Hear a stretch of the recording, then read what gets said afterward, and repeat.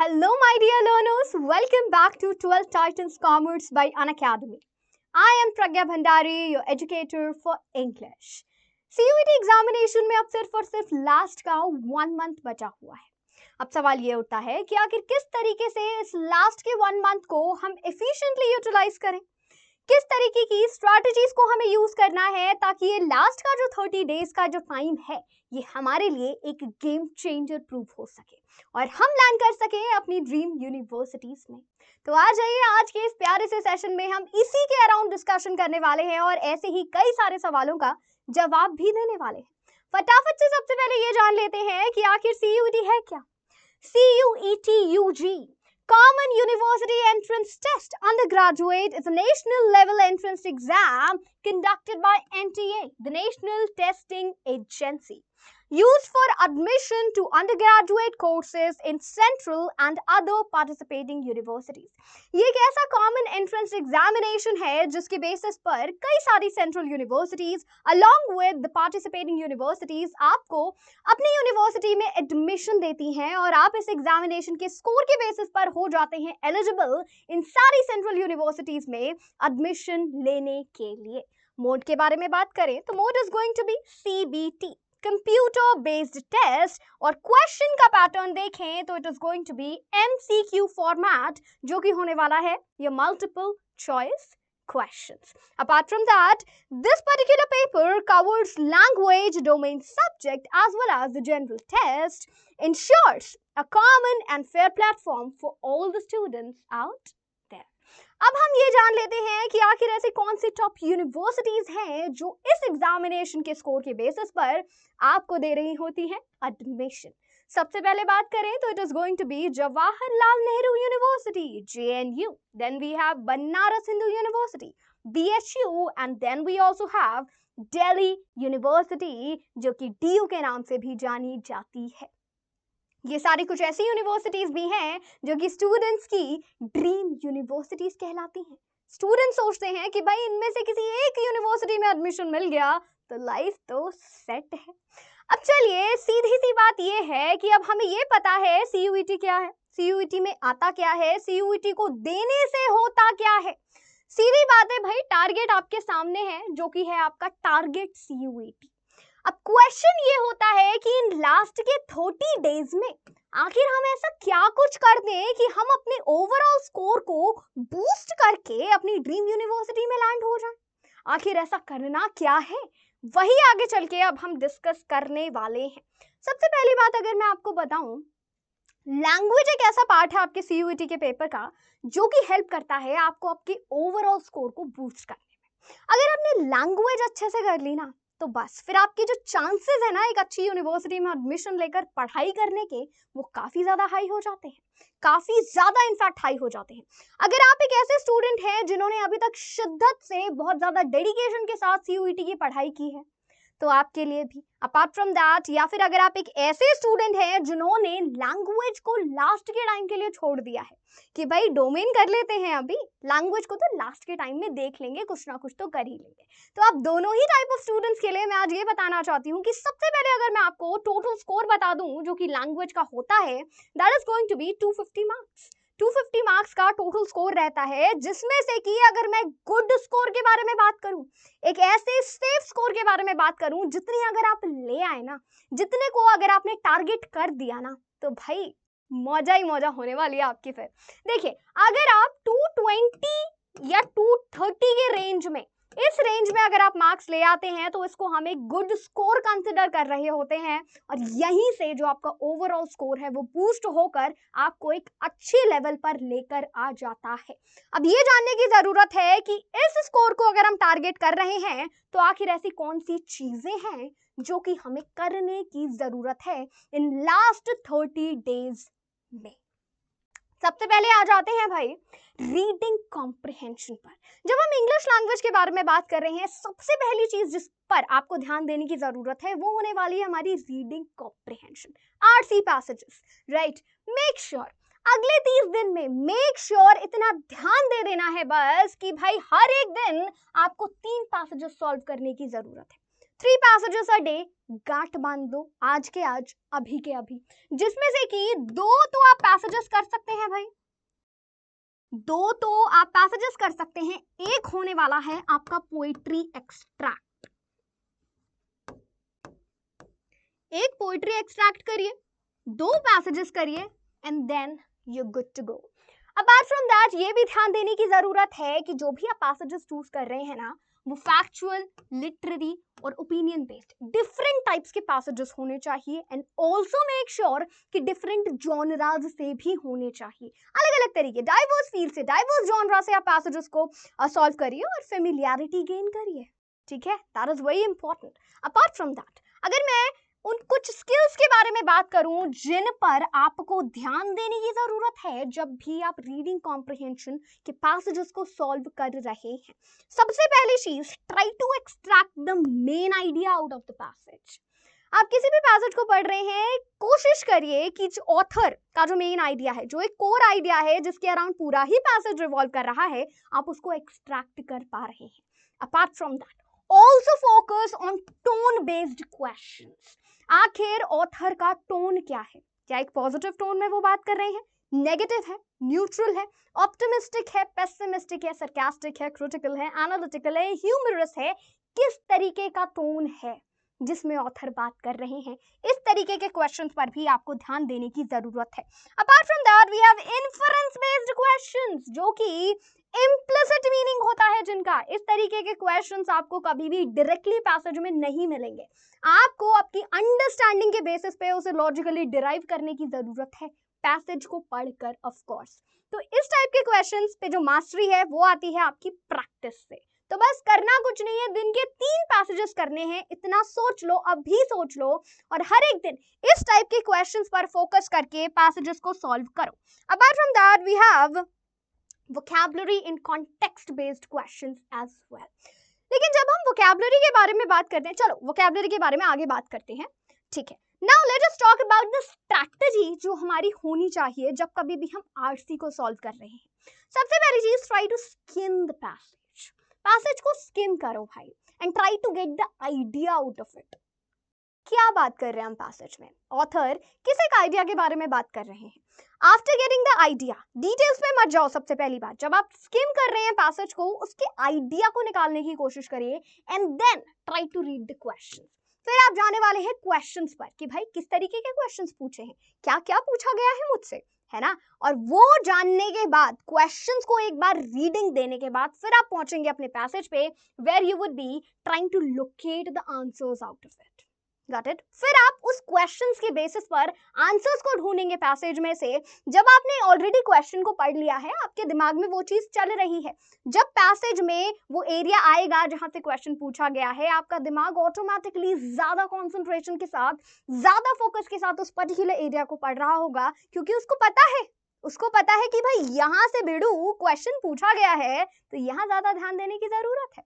तो जब ऐसा आपको पता है, ऑलरेडी आप उस एरिया को ज्यादा फोकस और कंसंट्रेशन के साथ पढ़ रहे होंगे, तो आपका टाइम काफी ज्यादा बच रहा होगा और एक्यूरेसी भी आ रही होगी साथ ही साथ।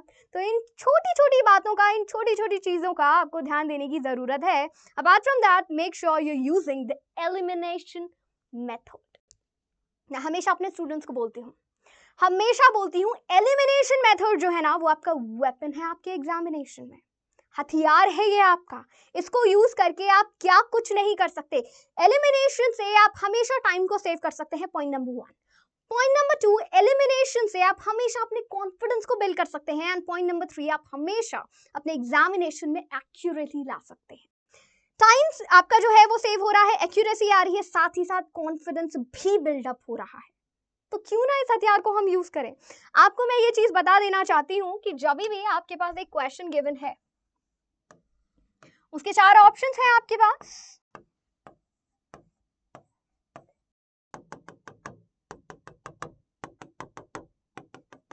मैं हमेशा ये चीज बोलती हूँ अपने स्टूडेंट्स को, इन चारों ऑप्शंस में से किसी एक ऑप्शन को, एक करेक्ट ऑप्शन को ऑप्ट करने की प्रोबेबिलिटी आपके पास रहती है 25%। लेकिन वहीं आप इन चारों ऑप्शंस में से किसी 2 ऑप्शंस को एलिमिनेट कर देते हैं। कोई 2 इररिलेवेंट ऑप्शंस, कोई दो पार्शियली इनकरेक्ट ऑप्शंस, किसी भी तरीके के ऐसे ऑप्शंस को जिसको कि आपका पैसेज सपोर्ट नहीं कर रहा है, अगर आप उसको देखते ही एलिमिनेट कर देते हैं, किन्हीं भी दो ऑप्शंस को, गलत ऑप्शंस को, फिर आपके पास रह जाते हैं सिर्फ और सिर्फ दो ऑप्शन, और इन दो ऑप्शंस में से आप इजीली अपने करेक्ट ऑप्शन पर पहुंच सकते हैं और अपना टाइम बचा सकते हैं और साथ में एक्यूरेसी भी लेकर आ सकते हैं। दूसरी चीज मैं आपको एक और चीज बोलना चाहूंगी, जो टॉपर्स होते हैं ना, वो हमेशा किसी भी क्वेश्चन को देखते ही उसके करेक्ट आंसर को नहीं ढूंढते हैं, वो सबसे पहले ढूंढते हैं कि मेरा रॉन्ग आंसर कहाँ है, जिससे कि मैं सारे रॉन्ग आंसर्स को देखकर एलिमिनेट करते करते करते करते अपने आप अपने करेक्ट ऑप्शन पर मैं पहुंच जाऊंगा या पहुंच जाऊंगी। मुझे ज्यादा कुछ सोचने की जरूरत ही नहीं पड़ेगी। That is the smart strategy जो कि आपको भी यूज करनी है। अभी तक नहीं करते आए हैं तो लास्ट 1 मंथ में मेक श्योर कि सबसे पहले ध्यान एलिमिनेशन पर जाएगा। सबसे पहले आप रॉन्ग आंसर्स को ढूंढेंगे, एलिमिनेट करते करते करते करते उसके बाद अपने राइट ऑप्शन पर आप लैंड करेंगे। ठीक है, ट्राइड एंड टेस्टेड है, जरूर ट्राई करके देखना। ठीक है, चलो अब आ जाते हैं हम नेक्स्ट हमारी वोकैबुलरी मास्टरी पे।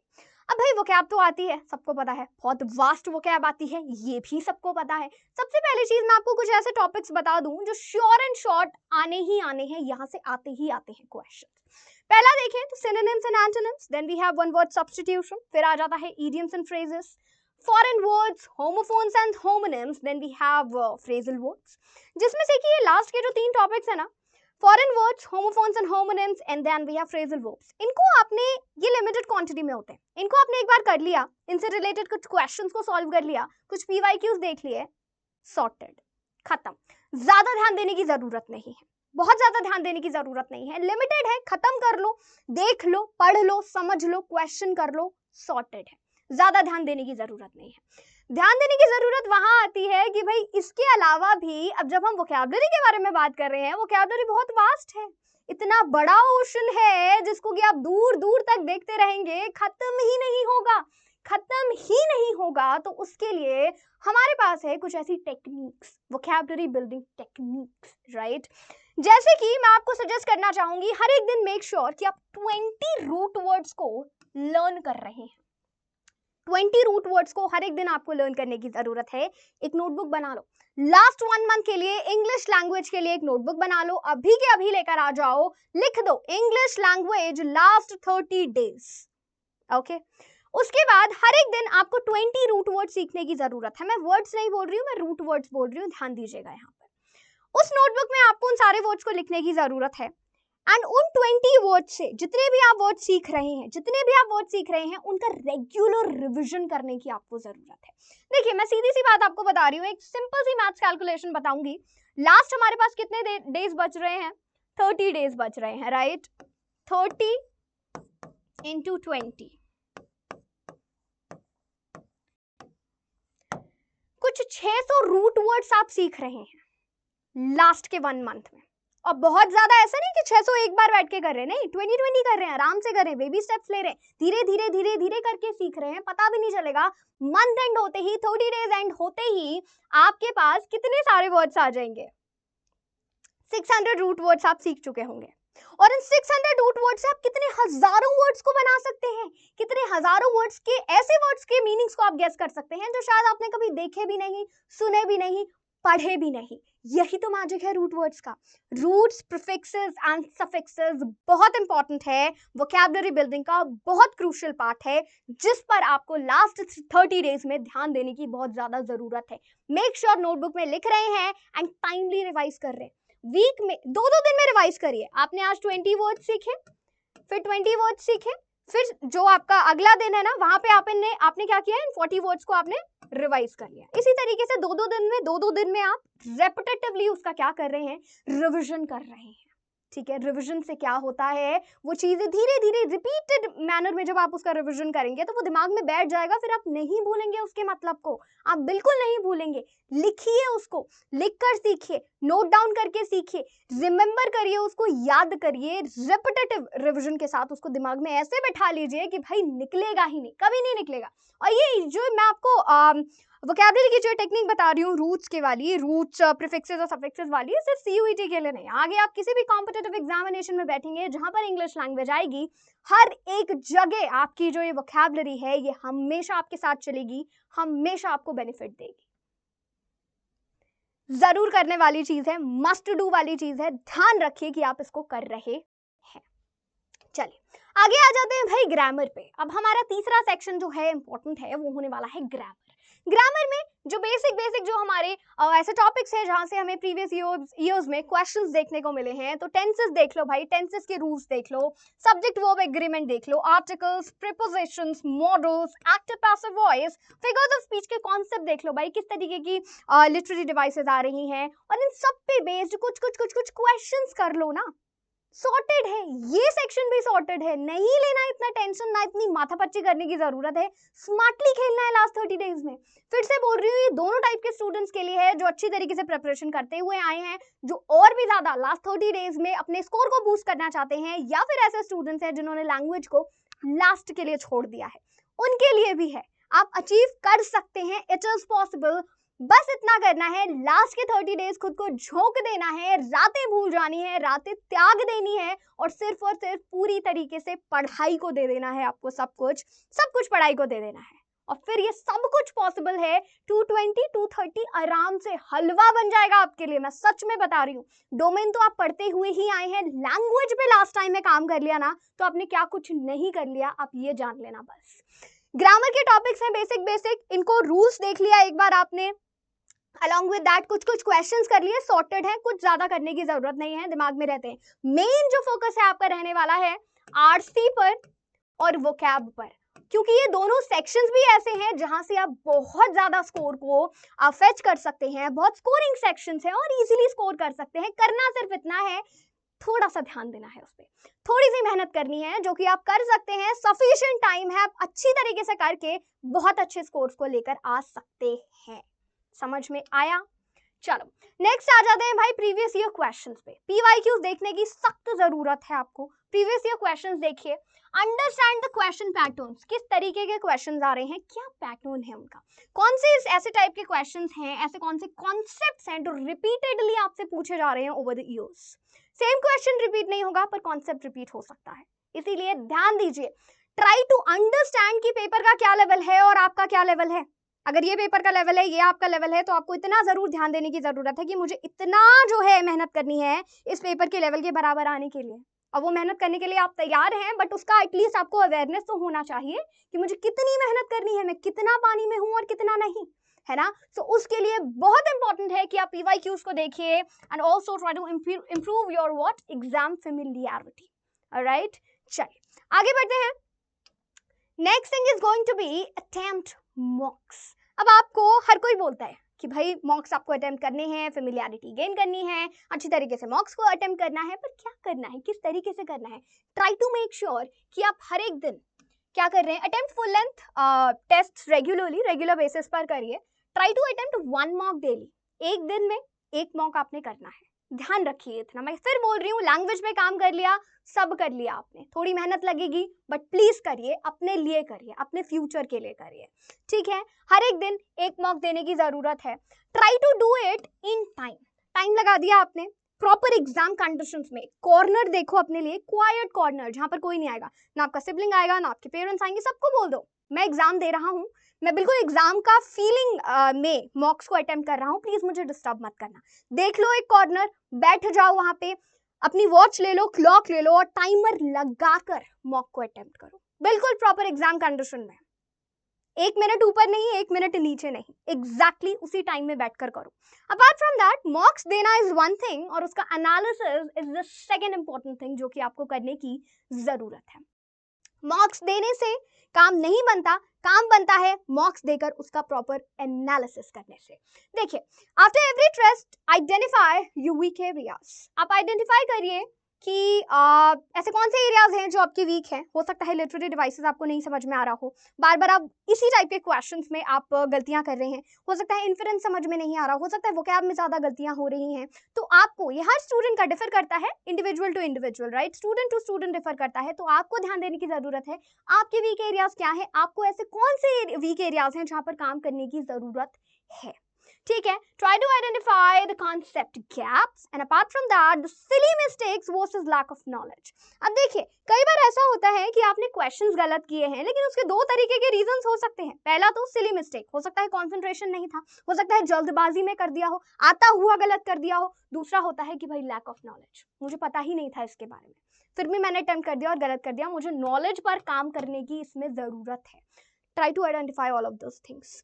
कौन से वीक एरियाज हैं और कौन से ऐसे क्वेश्चंस हैं, टाइप के क्वेश्चंस हैं जहां पर आप सिली मिस्टेक्स कर रहे हैं, मे बी टाइम कम है इसलिए या किसी भी और रीजन से। ठीक है, और जहां पर आपका लैक ऑफ गैप है, identify that gap and try to work on it.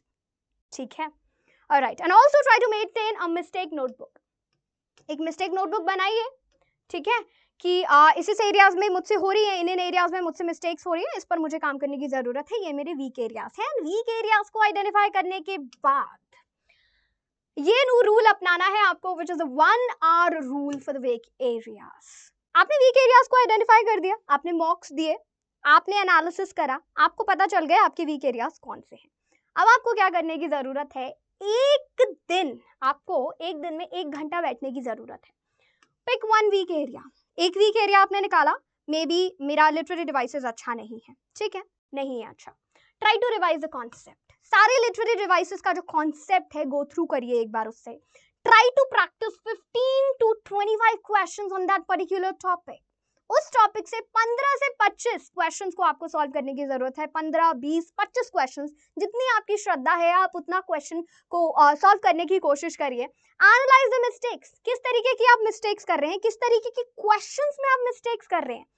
Note in that mistake notebook, जो आपने मिस्टेक नोटबुक बनाई हुई है, make a quick revision of all of that. ठीक है, and also try to track your accuracy, कितनी accuracy आ रही है आपकी।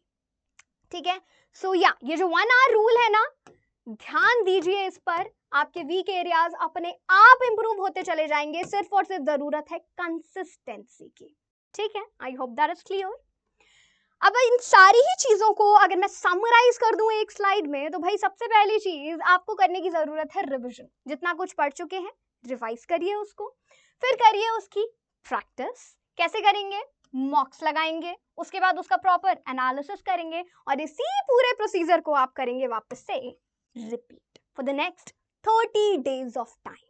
आई थिंक ये सब कुछ क्लियर है, जितनी भी चीजें मैंने आपको कुछ बताई हैं वो सब कुछ क्लियर है, और आप ऐसे जंक्चर पर अब आ चुके हैं कि मैम अब तो समझ में आ गया क्या करना है, कैसे करना है, अब बस इम्प्लीमेंटेशन की देरी है। और इम्प्लीमेंटेशन की देरी भी क्यों हो रही है, फटाफट से जाओ, अब भी अपनी नोटबुक निकालो और जो कुछ बताया है उसको करने में लग जाओ। सो आई होप इस मोमेंट तक आपके जितने भी डाउट्स होंगे, जितना भी स्ट्रैटेजी को लेके, जितने भी एरियाज ऑफ फोकस से रिलेटेड जितना भी कुछ आपका डाउट होगा, सब कुछ क्लियर मैं कर चुकी होंगी। तो thank you so much for being in this session with me. अब हम मिलते हैं एक नए सेशन के साथ। Thank you so much and have a good day.